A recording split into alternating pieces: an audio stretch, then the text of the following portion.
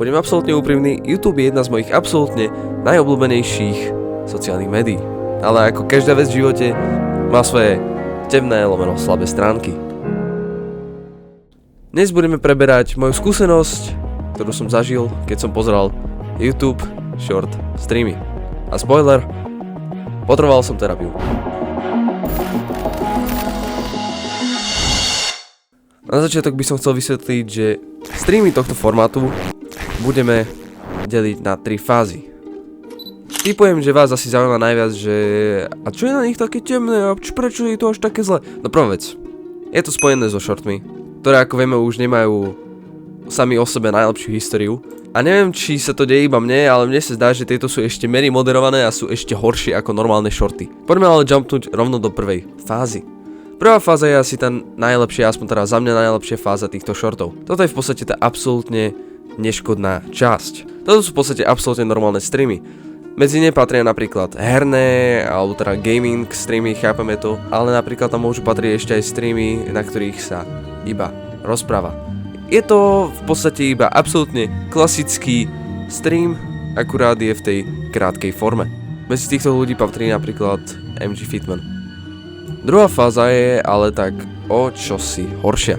Túto fázu volám money printing, alebo teda farmy na peniaze. Respektíve ani nie, že až tak na peniaze, ale skôr na algoritmus. Veľmi častý príklad tejto fázy alebo týchto streamov je to, že streamer si v podstate zapne, väčšinou to býva nejaká tá Minecraftová hra. Táto hra spočíva v tom, že zapája sa aj chat.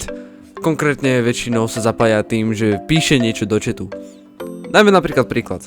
Dajme tomu, že nejaký streamer jednoducho dáva, že brutálne veľa TNTčiek, ja neviem, kryštály, všetko a vy ste v tom napätí, že kedy to odpalí a on to napíše potom, že keď dáš donate, ja to odpalím. Možno som to teraz vysvetlil nejako absolútne blbo, ale myslím si, že keď vám ukážem pár obrázkov, tak to pochopíte. Posúďte sami.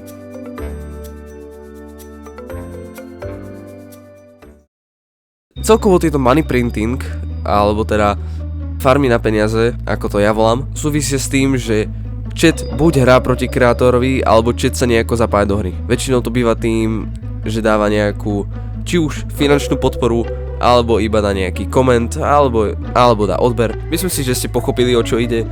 Jednoducho, kreator dá nejakú hru, ktorá spočíva v tom, že chat buď už hrá proti tomu kreatorovi, alebo jednoducho sa zapojiť tým, že píše do chatu. Myslím si, že ma chápete. A myslím si, že toto je asi aj tá časť, ktorá je najpopulárnejšia, pretože jednoducho krmí algoritmus, zarába peniaze, je to jednoducho money printing, ako som hovoril. Toto je ešte celkom OK oproti tej tretej fáze, pretože tretia fáza je asi tá najhoršia. Tretia fáza je absolútne peklo. Okrem toho, že je to nejakým zázrakom aj nemoderovaný obsah, tak je to aj absolútny brainrot. Do tejto fázy patria streamy, ktoré zahrňujú či už nejaký absolútny bullshit, že jednoducho nedáva to zmysel, ale aj takto nejakým zázrakom schytať donaty, čo ináč ja neviem pochopiť stále. Alebo sa mi dokonca ešte stalo, že som sa dostal do tej nemoderovanej časti. Neviem, či je toto normálne na YouTube, ale typujem, že úplne nie. Ja som našiel u nejakého Araba, ako sa rodí ťava. A akože gratulujem ťa, veka, ale ti musíš to live streamovať? Neviem úplne, že aké majú YouTube guidelines, ale myslím si, že práve toto by sa nemuselo ukazovať, neviem. Samozrejme, toto je z mojej skúsenosti. A áno, nescreenshotoval som si to, pretože v mobile nechcem mať screenshot, ako sa rodí ťava, ok? Za to bol by to dobrý dôkaz, no. Ale zase budeme absolútne úprimní, short streamy sú pre mňa absolútne nová vec, aspoň teda pre mňa. Akože v živote som sa s tým nesretol, takže som si aj hovoril, že možno ten algoritmus to jednoducho nepoznal, tak mi hádzal nejaké absolútne random veci. Ale zase priznám sa, ja pozerám shorty. A tie short streamy, aspoň teda predpokladám, že sú nejako spojené s tými live streamami. A ja neviem, že či iba ja jednoducho nemám na to šťastie alebo čo, ale mne sa zdá, že ja tam jednoducho nemám nič, čo mi súvisí s tým obsahom v shortoch. Napríklad môj feed je taký, že gaming, možno nejaký podcast, ako keby žiadny brainrot jednoducho. Zaujímalo by ma, že ako to máte aj vy zase. Pretože ja neviem, či ja som takto jediný, ale nepríde mi to normálne. Dajme pani Falácii menší update.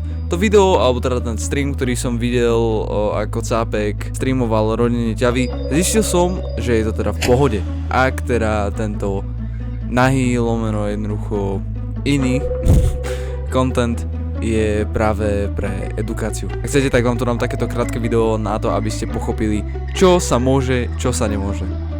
True or false? Nudity is never allowed on YouTube. What do you think? The answer is false. We actually allow nudity when the primary purpose is educational, documentary, scientific, or artistic.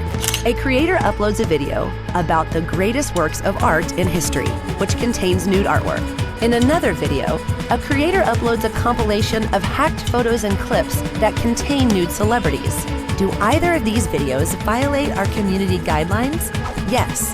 Of course, there are gray areas. A aký máte vy názor na túto stránku YouTube? Dajte mi vedieť. Tak GG's, ahoj.